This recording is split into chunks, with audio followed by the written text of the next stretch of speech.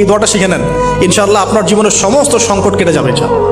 আমি নিজেও এই দোয়াটা বেশি বেশি করার চেষ্টা করি। দোয়াটা হচ্ছে, মুসা আলাইহিস সালাম একটা গাছের নিচে হেলান দিয়ে বসলেন, বসে দেখলেন দুজন মেয়ে দাঁড়িয়ে আছে দূরে, পানি নিতে পারছে না। লোকজন পানি নিয়ে যাচ্ছে, ওরা দাঁড়িয়ে আছে বেচারি। মুসা আলাইহিস সালাম গিয়ে বললেন, কি সমস্যা আপনাদের? তারা বললেন যে আমাদের বাবা অনেক বৃদ্ধ মানুষ, আমরা পানি নিতে পারি না যতক্ষণ না আমাদের কম পানি নিয়ে চলে যায়। মুসা আলাইহিস সালাম তো একটু বললাম না, ফিজিক্যালি খুব স্ট্রং ছিলেন, থাকে না বডি বিল্ডার, সামনে গিয়ে কথা বলে সরো পানি দিতে দাও, তখন মানুষ একটু মূল্যায়ন করে না। তো মুসা আলাইহিস সালাম এভাবে পানি নিয়ে দিলেন এবং বাছুরদেরকে পানি পান করালেন, করিয়ে গাছের নিচে এসে বসে আছেন।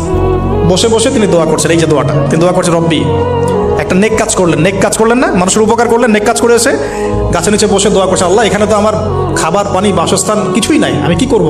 রব্বি ইন্নি লিমা আনজালতা ইলাইয়া মিন খায়রিন ফাকির, রব্বি ইন্নি লিমা আনজালতা ইলাইয়া মিন খায়রিন ফাকির।